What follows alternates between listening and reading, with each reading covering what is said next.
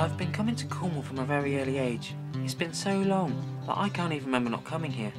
For me, Cornwall has always been here, and every time I return, if I've been away for several months or even just a few days, I'm constantly blown away by its outstanding natural beauty. From the breathtaking Cornish moors which greet you when driving down the A30, to its historical fishing ports, golden sandy beaches, and tremendous coastal views, it's no wonder Cornwall is such a popular tourist destination, and many people choose to visit England's most coastal county year after year.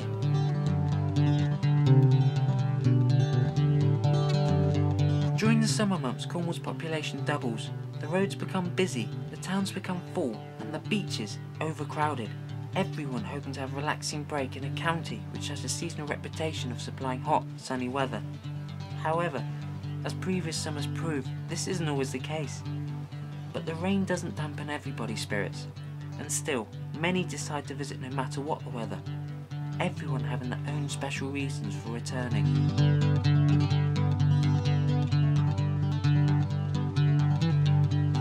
Although the summers are normally busy, they are always fun, and certain characters make them very memorable. However, since moving to Cornwall, I've found out the cold months that follow are just as spectacular.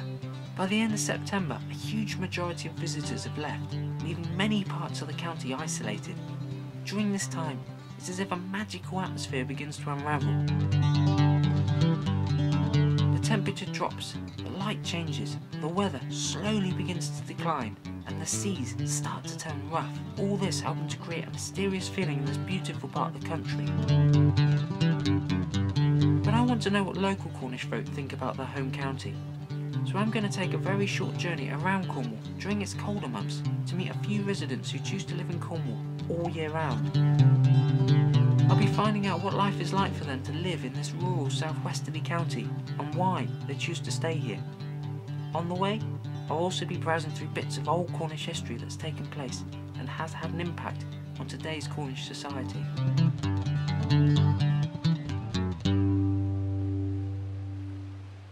Our first stop is a small fishing town on the North Cornish coast. Over recent years, Padstow has become more renowned to be the home of Rick Stein, a celebrity television chef who owns a number of food outlets around the town.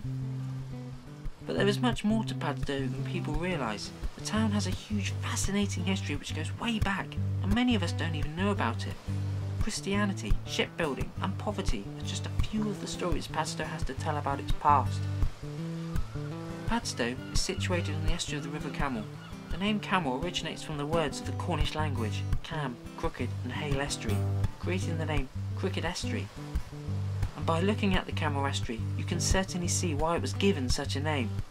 And in fact, it's also the biggest of its size on the North Cornish coast. The entrance to the harbour at Padstow is dominated by a huge lump of silt and sand, known as the Dune Bar. Caused by the movement of tide and sand, the Dune Bar over time has increased, taking the lives of many sailors and fishermen who have struck it. The town hasn't always been called Padstow.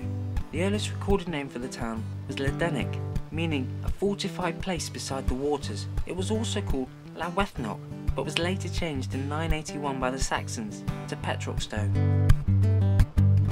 This was named after a young Christian called St. Petrock, who came to live and preach Christianity in Padstow. After founding a Celtic Christian monastery in the town and preaching Christianity around the world, he sadly died in the nearby village of Little Petherick. Not long after, the town was invaded and destroyed by Vikings, burning everything in sight. But as time went on, the town was rebuilt, and after being given a number of different names, the town was finally named in 1384 to Padstow, today being said and spelt Padstow. And in that time, a church was erected on the spot where Petrock's monastery was, and can be seen to this very day. The actual port of Padstow became particularly popular by the 15th century for importing and exporting cargo around the country and the world. Cargo being shipped out would be anything from minerals dug from nearby mines, agricultural produce, fish and slate. Imported goods range from coal, linen, glass and timber. The timber was sent to one of the 5 shipyards scattered around Padstow's harbour. Shipbuilding played an important part to the town, as it not only gave employment to many skilled Padstonians, but it put Padstow on the industrial map. By the middle of the 19th century, Padstow was a recognised shipbuilding port. But as time passed, so did the tradition of building wooden ships.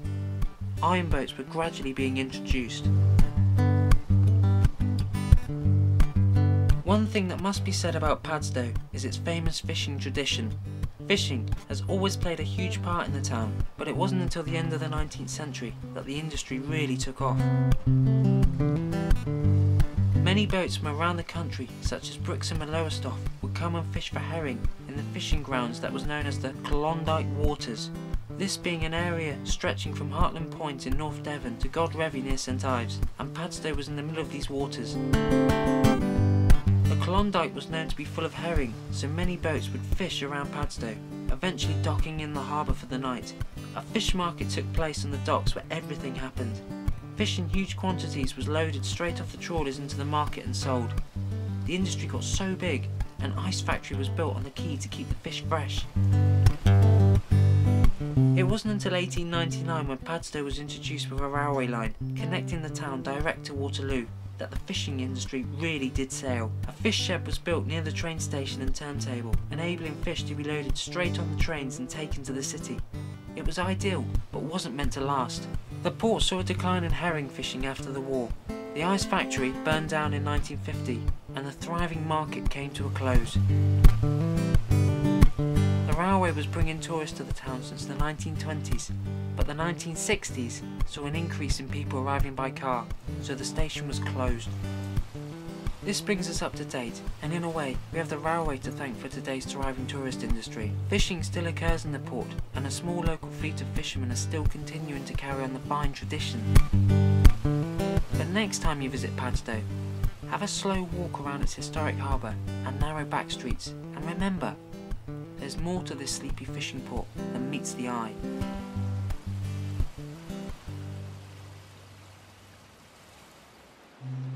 Padstonians are proud of their town, but I know one thing they're most proud of, and that's the brave men of past and present who risked their lives to save others at sea.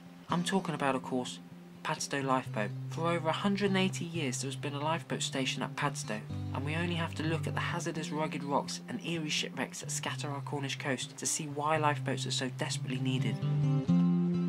Padstow has the second oldest established lifeboat in Cornwall, the first being Penzance.